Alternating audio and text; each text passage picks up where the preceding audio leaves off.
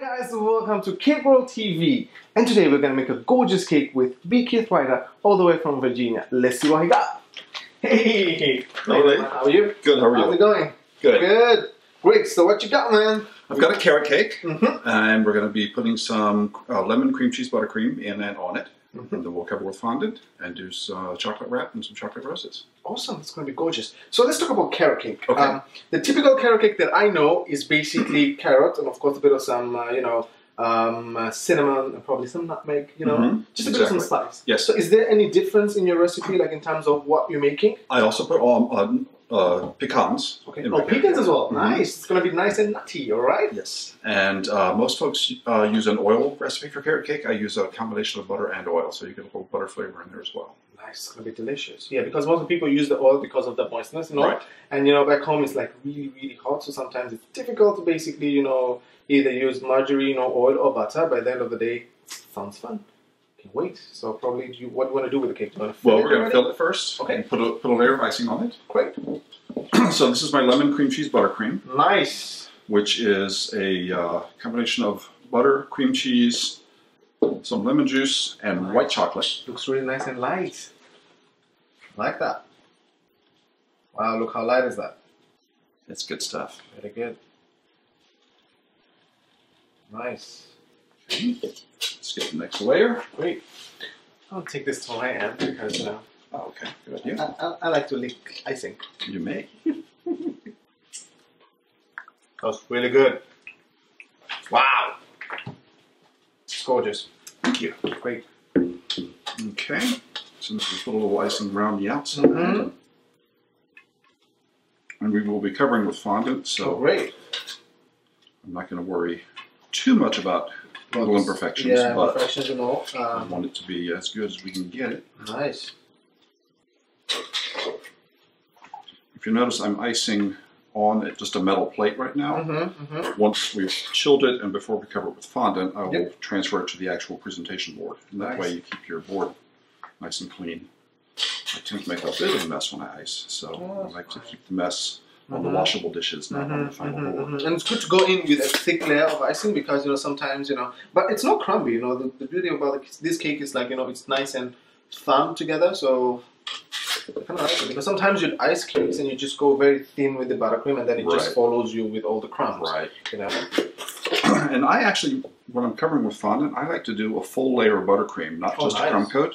Oh, nice. Like a nice thick layer? Yeah, exactly. And do you still be able to get your nice and smooth finish? I am. Nice. Partly because I chill it, so you get a firm cake to work with. Great. And partly because I roll the fondant probably a little thinner than most people do, so that you wind up with a nice thick layer of buttercream, a thin layer of fondant. And on American-style cakes, that works really well. Yep. But everything I do is covered with fondant eventually, so I don't care a lot about crusting. All right, so we are just about there. What? Do one last little smooth here, and as I said, little imperfections don't bother me because after we chill it, I can work those out a little bit. We'll cover it with fondant, it'll be just okay. Are you going to go in with a second layer after it's chilled? Or no, I think we're good at this point. All right, fantastic. Okay. Right, so we're going to take this to the chiller, and then of course we are going to work on the same thing with a 4-inch. Is there a 4-inch or 6 inch that's going to go on top? There's going to be a 4-inch on top. 4-inch on top. Great, so we're going to do the same as well, and of course cover in fondant, and then we take it from there. So let's take the cake into the chiller.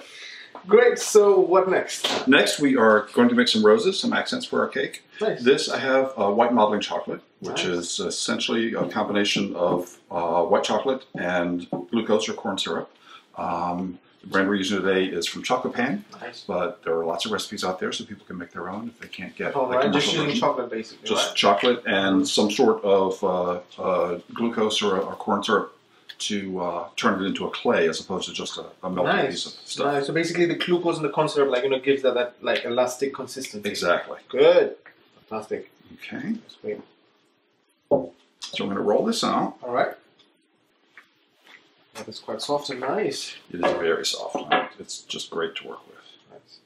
And this becomes really hard, like? It can. Certainly if you refrigerate it. Okay, all right. But this will stay soft and pliable for a good long time. Okay. So, you have a lot of working time with it. Okay.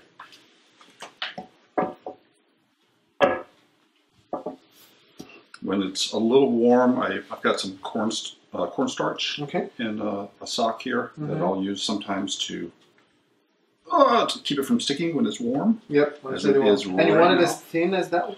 For this particular process, yes, I do. It has to be as thin as possible. Yeah. So I'm going to put that back down. I've got a few little holes, but this will be enough to get us going. Okay. Okay. This is just straight melted cocoa butter. Okay. I'm going to brush on a thin layer. That's a new technique for me.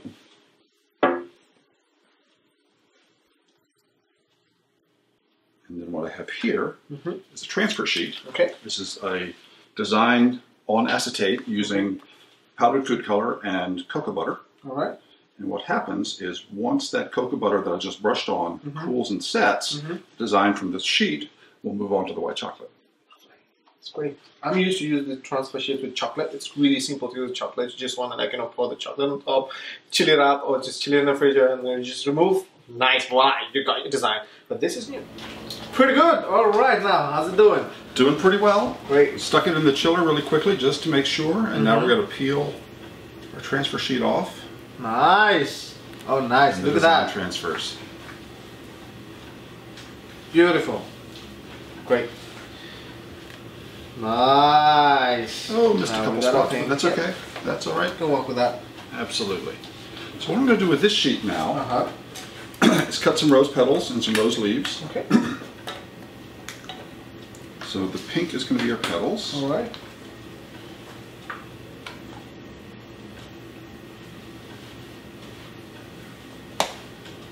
I do for a full rose, I do 11 petals. Oh, 11 petals. And what's nice is some of these areas that didn't come through perfectly are Yeah. fine because they'll be near the bottom and you won't Exactly, see them. and that will give you more of the contrast. You need, Exactly. a rose has different kind of shades. So we're going to work with a white and a pink rose as well. So it's just pretty fantastic. So 1, 2, 3, 4, 5, 6. These towards the middle because the bottoms won't show anyway. Is that 9 you said? Yep. So we go 1, 2, 3. Okay, here's Yep. 10. 10. And then we get one more. One more here. Yep. Very good. So I have 11. So 11, and then for where did I put my cutter? Oh, right in front of me. No wonder I couldn't find it. This will be my leaf. Yep. Wait, so you're not veining it, right? You're just cutting it off. For something that's as fanciful as this, Yeah, I don't vein. All right, great.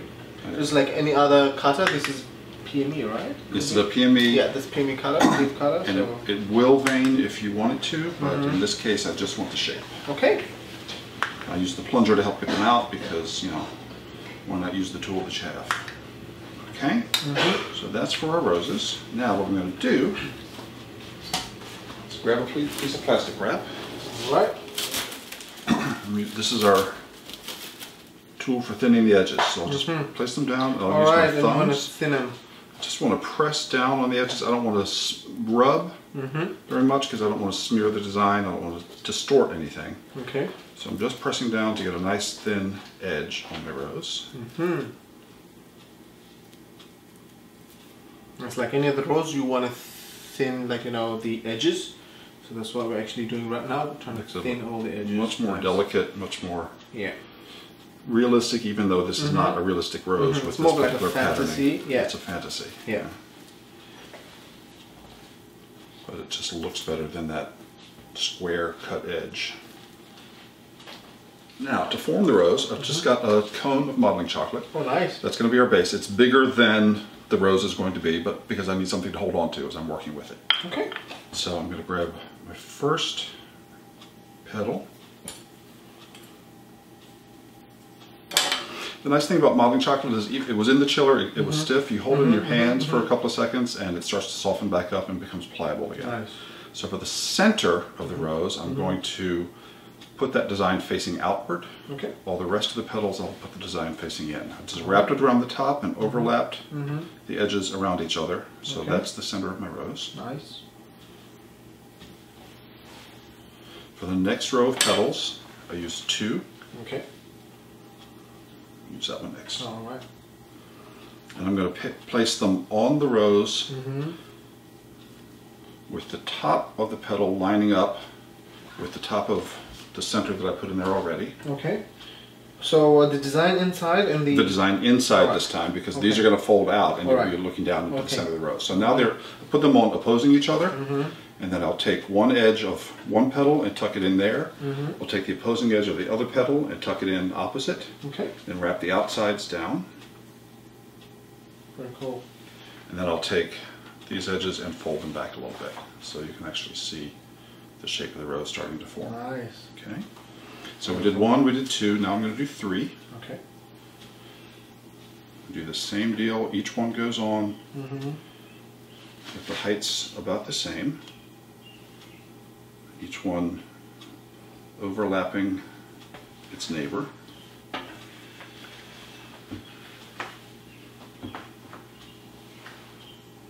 And once I get them all on there and they're in the position that I want, now I can fold the edges, the tops down a little bit. Nice. And the farther out you go on the rose, the more you want to open them up. Yep. Yeah. And the final rose, 5 petals. Okay. Just more like alternating all around, like, you know. Exactly. Nice, I like that. Alternate, and you get an open rose, open face rose.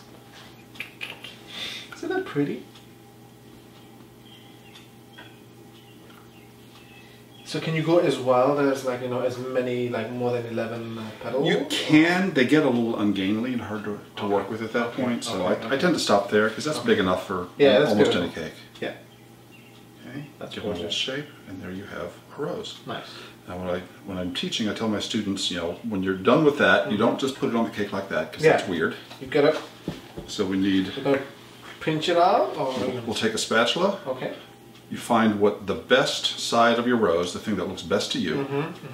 Then you hold it back up to the light. You take a knife or a spatula, and you cut down and away from yourself. All right. So you want to give it a nice slice. Give it a little angle cut, and so that way, when it sits down on the cake, it's facing you. Look at that! How pretty is that? Okay. And then we'll take a couple of leaves when we get it onto the cake. Give them a little bit of a shape, and they'll hide the cut in the back, and then we'll also use it to accent around the front as well. Okay. Okay, so that's what. So you don't need like a forma or something, like you just keep it like intact? Nope. The nice thing about the modeling chocolate is, I mean, it's a little warm, so they're going to want to relax a little bit. But once they start to set, they'll just set up beautifully, and you don't have to do anything with the former. Great, fantastic. So we have a rose in the leaves. This is basically pink rose and black leaves. Amazing. I love the fantasy. And then you think, what next? Next, we're going to cover our cake. Okay. Great, now it's time to roll the fondant! So what we have here is Choco-pan fondant. I've just kneaded it a little bit to make it pliable. Put out a little powdered sugar. Alright. And when I roll fondant, I like to keep it moving. I want to sit in one place and roll and roll and roll and glue it to the table. So after every roll, I turn. So it also helps to keep it round. Oh yeah, you want that round, right? Yeah. Okay. Cool. Pardon me. Yeah, you have to make sure, like, you know, it's all nice and clean. And it also helps me know whether it's starting to stick to the table. Yep. If it does, then I get down more powdered sugar. The nice thing about working on a silicone mat like this is that I use very little powdered sugar when I work. Okay.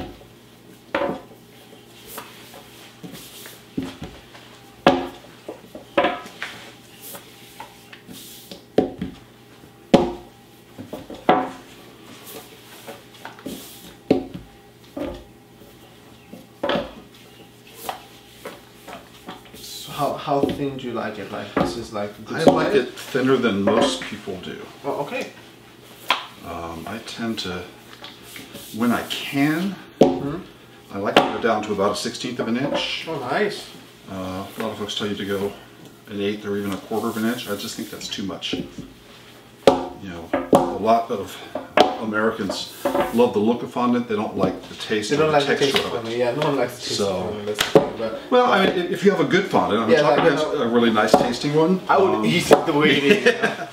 I make my own fondant when I'm working, when I'm not using Choco-pan.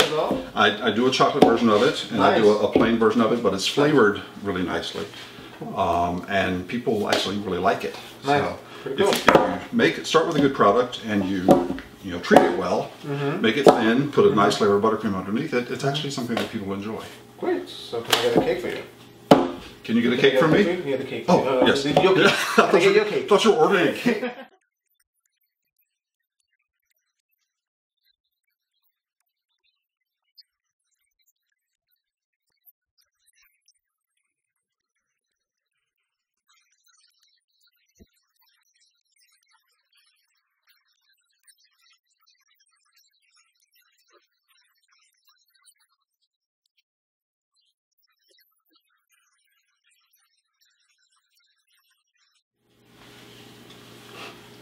And you certainly can use a spatula or a knife, as I was about to, but a pizza cutter is great because it doesn't drag the fondant. Nothing pulls. Thank you. And now what I'm going to do is, with my fingers flat, I'm just going to push on the edge of that fondant all the way around. What that's doing for me, when you smooth it down the way I did, you wind up with a space at the bottom of the cake where you have an air pocket, because the cake is flat, the table is flat, your hand is not. So you can't get the fondant stuck to take the cake all the way down. And if you cut right into that, it's going to pull its little shoulders up and leave you with a wide gap to have to cover. So if you trim it and then slide that fondant in to touch the buttercream all the way down, it glues itself to the cake and then it stays put when you do your final trim right at the bottom of the cake. That's a pretty cool technique. Yeah, sometimes you get a lot of problems in terms of like tearing up. You're just like trying to trim it, but then you see your cake, you're like, oh my god, what did I do? And yeah, you have this big naked spot underneath. It's very strange. And of course, it always does that on the cakes where you want to have the smallest border possible. Yeah. Pretty cool. Okay, so from here, we will just take our scraps away. Grab a fondant smoother. So you use the smoother. I do use a smoother. Nice. I love it. It helps get rid of all the lumps and bumps. It gives you a perfect cake. Maybe gives you a perfect little surface to cake.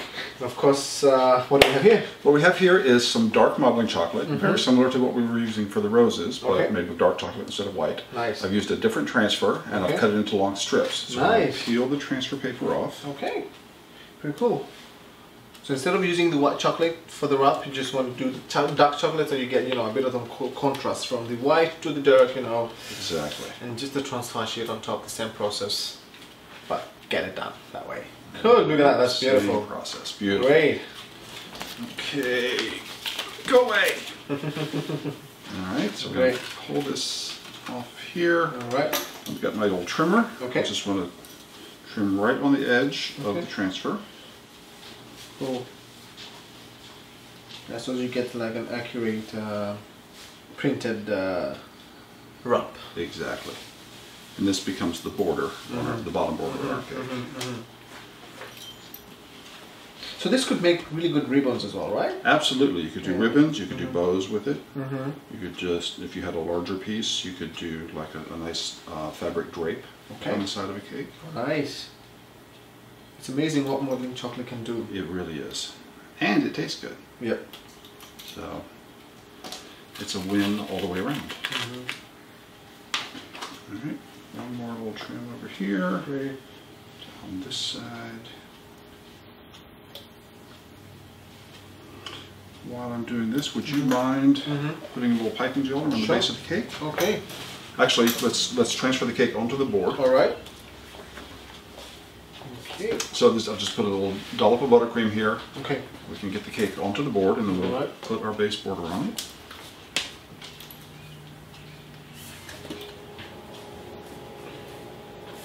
The cake is sitting on a cardboard the same size as the cake, so that you can pick it up without falling apart. I was trying to figure out, do we have a cardboard in here? Yes. Cool. Perfect. All right. That's nice. Yeah. Great.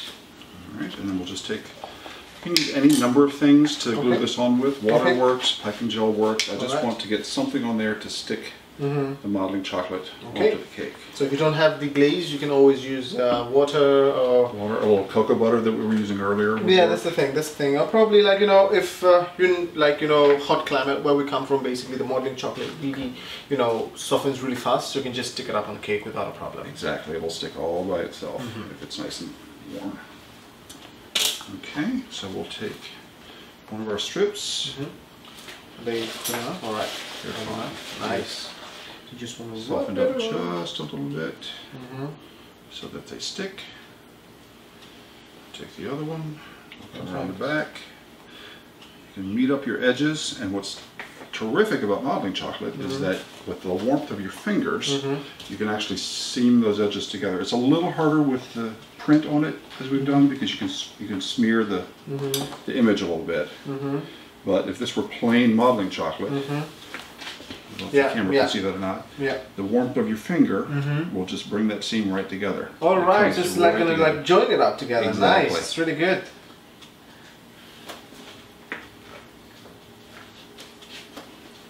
Same back here. We'll just sort of make sure it's all joined.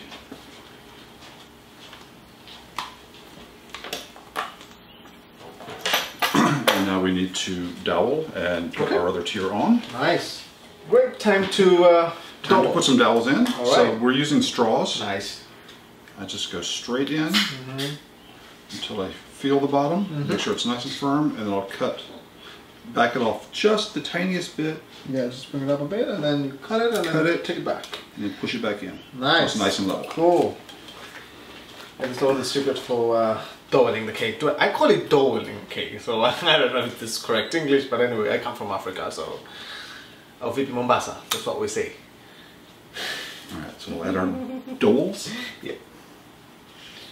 It's amazing, you know, like before people used to use PVC pipes on cakes as well. You know, I think they got to realize like it still holds. So probably if it's a really tall cake, you want to use PVC. It's like if it's a really big cake. But then if not, you know, these days they come in different kind of shapes, different kind of texture, different kind of material, you know, so...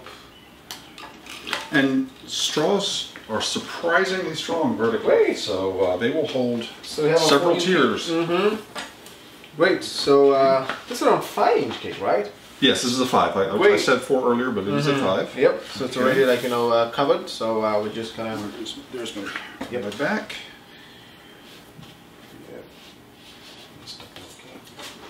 And again, these are soft enough that they will stick all by themselves. They don't, you don't really need to do a whole lot with them, but we're going to take this beauty right here, set them right on top. Cute. Give it a little bit of a press just to make sure that that adheres. Do a smaller version. Let's grab this one. We go right next to it. It's beautiful. Thank you. We'll do one more large one right down here in the middle. And then another small one, how about down here on the side? You know, very simple, but really gorgeous. Of course, the techniques involved are just amazing, you know. And it's really, really interesting look, but really very easy to do. You know, so I love... anyone can do it. I love all this, you know, the browns works really well with the, wow, the pink and the roses are gorgeous. The leaves are just out of this world. Thank you very much. I think it's time to cut cake. Excellent. Let's eat cake. That's the best part. I can't wait. We're gonna pair with some tea. So, which tea do you think would definitely work for this? I have blueberry. I have orange spice. I think blueberry would be nice. Fantastic. So let's pair with some blueberry tea and then we take some cake. Excellent.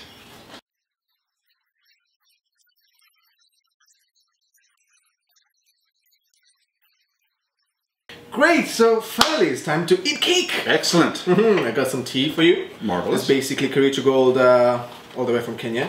And we have blueberry today, so terrific. Hold off really well. So this is going to give us a nice, you know, pair. We're pairing, you know. I know people pair food with wine, but we pair cake with tea. That works for me. That way it's going to be really great, so probably... Yeah, that will be for you. Thank you. I'm going to pour some hot water. And the beauty of the fruit and infusion is that you don't want to have the tea with sugar.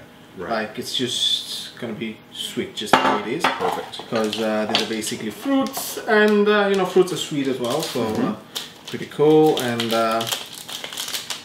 just want to brew it. So you're just gonna go up and down with your tea bag. Okay. Yep. It's a beautiful color. Mm-hmm. And just try to smell the aroma, like. Oops. Have that. Very nice. Blueberry, you can see that. I like it when. Oh yeah, yeah. I like when I brew it. You get that heavenly smell. Very nice. Beautiful. Good. Now it's time to cut cake as well. Excellent. So you probably want your cake. Do you want me to cut? Okay. Great. So we get a slice of the cake.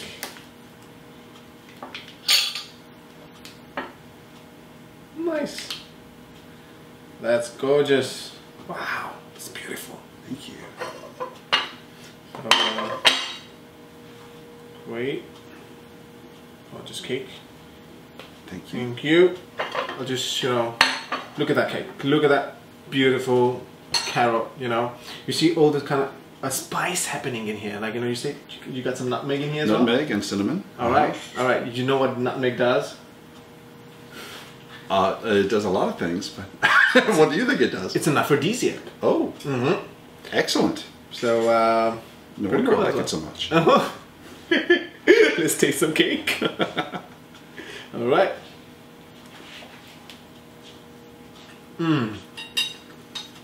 Wow. I can eat this cake like every other day. I'm glad you like it. I can taste the spice. Sweet. And there's some fruits inside as well. Do you have some dried fruits? Oh, the nuts. The nuts are in there, and then there's the lemon and the cream cheese. Buttercream. This is amazing. Thank you. I can feast on this cake. It's beautiful. Thank you very much. And I like to close my eyes when I eat, so. Oh, the tea is fantastic. Yeah. I need to pair with the tea. Let's get that pairing.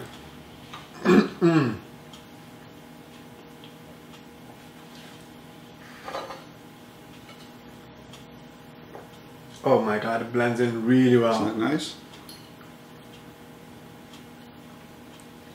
It's beautiful.